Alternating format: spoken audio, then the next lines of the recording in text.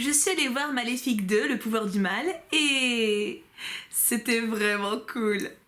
Coucou mes choup-choup, comment allez-vous aujourd'hui? Moi très bien, puisque je vous retrouve pour vous parler de Maléfique 2, le pouvoir du mal, que j'ai vu au cinéma il y a quelques jours maintenant, et j'ai franchement kiffé. Je vais essayer de vous faire une chronique sans spoiler, je dis bien essayer, sinon il y aurait une partie spoiler, hein, comme pour le Joker, mais j'aime bien l'exercice, n'est-ce pas? Après tout, je spoilais pas avant pour les updates de ciné, il n'y a pas de raison. Vous avez vu, j'ai sorti la cape, parce que ça fait une petite référence à Malef, et que j'ai peu de raison de la sortir en temps normal, je sors pas avec dans la rue, j'avoue, voilà, mais je l'aime bien, donc voilà, c'est l'occasion. En plus, il y a un petit message dans le film très intelligent sur s'assumer, cacher des parties de son corps qu'on n'aime pas, etc. J'en dis pas plus, mais j'ai beaucoup aimé cette partie-là. Du coup, histoire de m'organiser un petit peu, parlons du film dans l'ordre. Déjà, il faut que je vous situe un petit peu comment je me trouvais avant de voir le film. Maléfique est ma méchante Disney favorite, voilà, de très loin, voilà, le dessin animé La Belle au Bois dormant, pour moi, sa grande force c'est Malef. Malef, voilà, c'est ma BFF de cœur niveau méchant Disney, vous voyez. Et j'ai pas vraiment aimé le premier Maléfique en live action. C'est-à-dire que je l'ai trouvé sympa, divertissant, mais vraiment j'étais pas emballée, je trouvais ça assez niais, assez facile, assez plan-plan en fait, j'avais vraiment pas été emballée, et bah j'ai adoré le 2, franchement je m'y attendais pas. Je suis allée au ciné en mode bon, j'ai le pass illimité, tu vois, je le paye tous les mois, autant le rentabiliser, allons-y, tu vois, je ne risque rien. Et bah franchement j'ai bien fait parce que j'ai vraiment passé un super moment. Le film en lui-même a de très beaux effets spéciaux, je trouve qu'il y a un niveau supérieur par rapport au 1. On est totalement embarqué dans le monde qui est créé déjà. L'histoire de base donc, vous voyez dans la bande-annonce, hein, c'est Philippe qui se déclare auprès d'Aurore et ils vont organiser un mariage qui est censé du coup réunir la lande, je crois que ça s'appelle comme ça, en tout cas le royaume où règne maintenant Aurore, hein, la forêt avec les fées, les bestioles cheloues, etc. Et le monde des hommes régné où du coup il y a Philippe, son père et sa mère qui règnent, tu vois, donc une famille royale classique on va dire. Donc ça c'est la bande-annonce, c'est pas du spoil, et du coup déjà j'ai été extrêmement impressionnée par...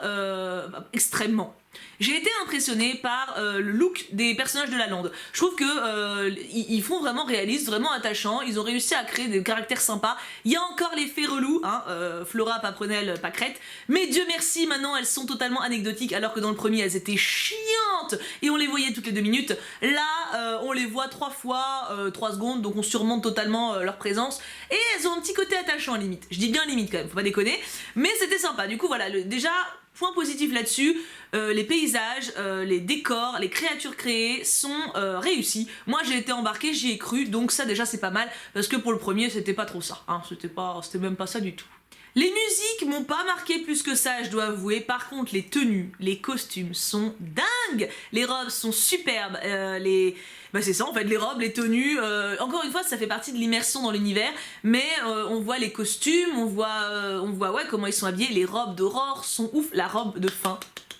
Ah, la robe de fin, mon dieu, elle est trop belle. Puis j'ai bien aimé les petits clins d'œil qu'il y a autour de ces tenues. Non, c'est vraiment très réussi de ce point de vue-là. Voilà, les musiques n'ont pas... elles ont fait le taf pendant le film. Aucune m'est restée en tête à la sortie. Et là, j'en ai pas qui me viennent particulièrement. Elles ont bien accompagné. Il n'y a pas de moment où je me suis dit, ouais, c'est un peu chelou comme choix de musique, ou voilà. Je trouve que ça desservait bien le truc. Donc voilà, niveau immersion dans l'histoire, moi je dis un beau clap-clap déjà pour ce travail-là. Mais ce qui m'a le plus plu, c'est le jeu d'acteur. Qu'est-ce que c'était bien joué! C'était trop cool! On a une Angelina Jolie qui se fait plaisir dans le rôle de Malef et ça se voit. Dans le premier, je l'ai trouvée assez coincée en fait, assez froide. Enfin, froide, c'est pas le terme, mais elle se faisait chier. Enfin, elle avait pas d'âme, Malef, tu vois, dans le premier, je trouvais. C'était vraiment, elle était classe, mais il y avait personne dedans. Une coquille vide, ce qui est quand même dommage, parce que Maléfique, c'est Maléfique, tu vois. Là... Elle s'est fait plaisir, on a un personnage classe, froid, mais également chaleureux à certains moments, avec un regard beaucoup plus expressif également, et des petites blagues, un petit humour noir, un petit humour cynique, qui fait très plaisir, qui fait vachement plaisir. Maléfique dans le dessin animé, elle a de l'humour. Elle a de l'humour, elle s'amuse justement, elle a un humour noir, elle s'amuse à faire enrager Philippe quand il est accroché, quand il est en prison, vous voyez, elle le nargue, elle a de l'humour Malef, et là c'est rendu, et c'est très bien rendu. Le personnage de Maléfique est super bien amené, il y a aussi une dimension maternelle en fait apportée sur tout le film, beaucoup de questions sur le rôle d'une mère, sur la relation mère-enfant, mère-fille en l'occurrence, pas forcément qu'avec Malef d'ailleurs, je vous spoil pas plus, d'ailleurs pas que mère-fille, il y a mère-fille fils aussi, puisqu'il y a aussi la mère de Philippe. Le rôle de la maternité, du sentiment en fait parent-enfant est pas mal au centre de tout ça, et c'est bien amené. Je m'attendais à quelque chose de vachement plus cliché que ça. En fait, je perds ma capuche, ça me stresse. En fait, c'est vachement bien fait. J'ai été émue à plusieurs reprises. J'ai pleuré pendant le film. J'ai pleuré pendant Malef 2.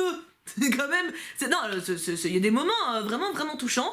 Et tu sens qu'il y a quand même un développement des personnages. C'est pas genre le scénario, bim, il te fait un switch et tu comprends pas d'où ça sort. Et Malef, elle devient gentille ou elle devient cul et tu sais pas. Non, là t'as une vraie évolution qui est un peu obvious certes, mais quand même qui a pris le temps d'être amené. Et ça j'apprécie. Vous savez que j'aime pas spécialement les films qui prennent leurs spectateurs pour des idiots.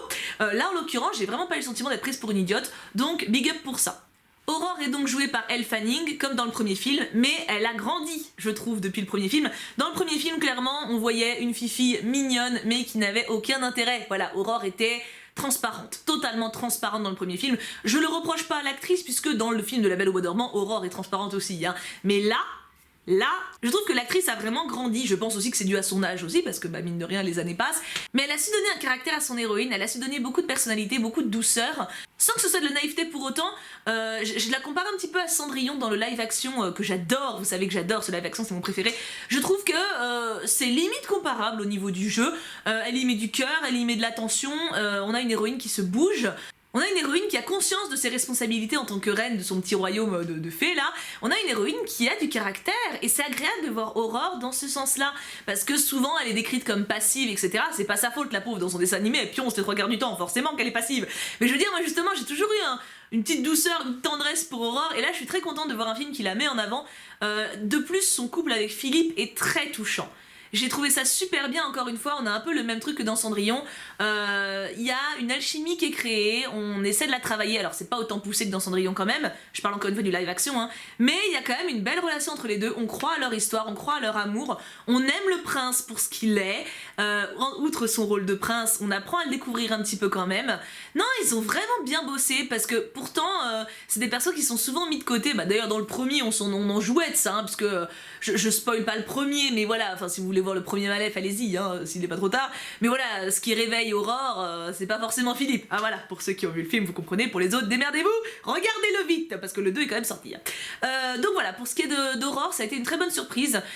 C'est agréable d'avoir une héroïne qui se bouge, même dans un film comme La Belle au Bois dormant, sur laquelle on l'attendait pas spécialement. Bah là, je suis contente, je suis vraiment contente. Donc entre Aurore et Malef, ça a fait un duo extrêmement réussi, très dynamique, très attachant aussi, très attachant. Donc très contente. Je dis beaucoup de fois très, mais c'est parce que c'est très bien. Petite mention spéciale pour le personnage de la reine Ingrid, qui est joué par Michelle Pfeiffer. En fait, j'ai tiqué quand je l'ai vue, je me disais, attends, je connais sa tête, et en fait, elle joue Velma dans Hairspray. Donc c'est pour ça qu'effectivement, son visage m'a beaucoup marqué, parce que cette femme m'a beaucoup marqué dans Hairspray. Je ne dirai rien sur son personnage, puisque c'est un personnage assez central au niveau de l'intrigue, mais j'ai trouvé que l'actrice la jouait très bien. C'est assez obvious la direction qu'elle va prendre au niveau de ses intentions, au niveau de son caractère, mais c'est pas mal fait. En plus pour le coup l'actrice y a mis beaucoup de son caractère, beaucoup d'elle-même. Elle joue une reine froide en apparence avec très digne, très classe. Elle m'a fait penser un peu à la reine dans Blanche-Neige au niveau de sa présence. Je trouvais ça très intéressant d'ailleurs. Et du coup l'actrice l'amène très bien, la dirige très bien. Les intentions sont... On est dans le doute en fait par rapport à son caractère. C'est un personnage très ambivalent je trouve. Et on peut avoir une intuition de ce que ça peut donner, mais on peut se tromper aussi. Donc j'ai trouvé que c'était quand même assez finaux on va dire par rapport justement à l'histoire de base. On sort quand même du cliché, du grand méchant, du grand gentil, etc. C'est bien amené. À ce sujet-là d'ailleurs, il y a une explication de pourquoi Maléfique est décrite comme méchante dans le conte, et j'ai trouvé ça super intelligent de la part des studios d'avoir fait ça. Ça fait un petit clin d'œil justement au Belle au Bois dormant qu'on connaît, et ou même au conte de manière générale qu'on a entendu partout. J'ai trouvé ça très cool. De toute façon, de manière générale, je trouve le film intelligent. Tu sens qu'ils ont réfléchi à leur scénario, et j'aime bien quand ils réfléchissent. Il y a beaucoup de personnages secondaires pour le coup, il y a tout ce qui est fée, tout le royaume des fées là, il y a les soldats, il y a les amis du prince, etc. Il y a les trois fées relous, il y a le corbeau qui est toujours là, le pote de Malef, que j'aime bien d'ailleurs, il a un petit côté sympathique, j'aime bien les petits persos secondaires comme lui. Donc voilà, il y a beaucoup de persos secondaires et c'est très varié, donc ça c'est pareil, en fait... il y en a aucun qui sont oubliables. Je pense que ils ont tous été créés dans un but. Et ça c'est pareil, c'est assez appréciable. Il n'y a pas de Jean-Jacques si tu veux. Donc ça j'ai trouvé ça très cool. Alors par contre, un point important, je pense que c'est pas un film pour les plus jeunes. Et ça c'est une erreur que je pense que beaucoup de parents peuvent faire. Un peu comme ceux qui ont emmené voir les gosses voir le Joker alors que c'est un comics. Non, c'est pas... faut regarder les bandes annonces quand même. Hein. Maléfique 2, c'est pas pour les enfants. C'est pas pour les petits en tout cas. C'est pas pour les petits enfants. C'est clairement pas, je pense, pour les en dessous de 10 piges. Parce que... bon après, c'est peut-être moi, hein, mais... j'ai trouvé des moments extrêmement durs en fait. Il y a une scène, il y a une grosse scène de bataille en fait, très très grosse, et plusieurs scènes, comment dire ça, sans vous spoiler. Je ne peux pas ne pas vous spoiler, mais en tout cas voilà, il y a des scènes très violentes, il y a des scènes qui s'apparentent à des massacres, voilà, ça c'est bien, c'est pas un spoil, je me sors bien, et voilà, il y a des scènes de massacres, il y a des scènes de violence gratuite en fait, c'est pas des scènes de combat genre oh je te donne un coup d'épée et tu me donnes un coup d'épée parce qu'on est ennemis et qu'on est sur le terrain, non, c'est des scènes calculées, de violence calculée et gratuite contre des personnes qui sont innocentes, et c'est assez dur, c'est vraiment dur, il y a des moments j'étais recroquevillée dans mon siège. Alors ok, je suis pas une nature extrêmement résistante face aux moments choquants, mais quand même, il y a des moments j'étais comme ça. Ah mais non, ils vont pas faire ça. Mais si, ils le font. Non, franchement, je veux pas dire que j'ai été traumatisée, faut pas déconner, mais j'ai été sacrément surprise de la violence de certains plans. Donc, vraiment pas pour les plus jeunes. Je pense vraiment, genre les 6-7 ans, non. Non, attendez qu'ils grandissent, vous leur montrerez en Blu-ray, en Steelbook, en DVD, peu importe. Mais non, voilà, c'est vraiment pas un tout public, je trouve. Donc oui, je maintiens, pas pour les plus jeunes, pas pour les plus jeunes enfants, peut-être pas pour les plus sensibles. Après, bon voilà, c'est pas le Joker non plus, voilà, faut pas exagérer, c'est pas un film d'horreur. Mais il y a quand même voilà, certains moments qui sont assez adultes, des morales assez adultes également. Et je pense que c'est vraiment un film qui peut plaire aux jeunes comme aux moins jeunes. Personnellement, du haut de mes 30 ans, j'ai pris beaucoup de plaisir à le voir, alors que comme je vous dis, je m'attendais vraiment à pas grand chose. Donc personnellement, j'ai beaucoup aimé et je ne peux que vous le recommander, surtout à ceux qui n'ont pas aimé le premier. Je ne sais pas trop dans quel état d'esprit on est quand on a aimé le premier, si on est content ou pas de cette suite. Je pense vraiment que les deux films font un package en fait, et que limite ça aurait dû être une version longue de 6 heures, enfin 3 heures, 5 heures, je sais pas combien durait le premier. Mais en fait, c'est... Le second légitime le premier. Le second m'a donné envie de revoir le premier pour peut-être voir des clins d'œil ou des choses comme ça. Je me demande vraiment s'ils n'ont pas pensé les deux films en un seul bloc. Je suis assez curieuse de ça. Mais j'ai vraiment passé un super moment, donc je ne peux que vous le recommander. N'hésitez pas à me dire si vous l'avez vu, ce que vous en avez pensé, d'ailleurs ce que vous avez également pensé du premier, parce que moi c'est vrai que je suis pas fan, peut-être qu'il y a des exceptions je pense, parce que c'est un film qui a quand même été pas mal apprécié. Du coup n'hésitez pas à me dire en commentaire si vous l'avez vu, ce que vous en avez pensé, si vous l'avez pas vu, est-ce que vous comptez le voir, et est-ce que je m'en suis bien sortie pour vous donner mon avis sans vous spoiler. Je pense, j'ai fait de mon mieux, mais quand même. Et du coup je vais pouvoir enlever cette capuche, parce que j'ai chaud quand même, j'ai chaud. Je vous fais tout plein de gros bisous mes amours, on se retrouve très très vite pour une prochaine vidéo, bah dès demain d'ailleurs. Je vous aime très fort, et bien sûr, on n'oublie pas... Pouka pouka pouka.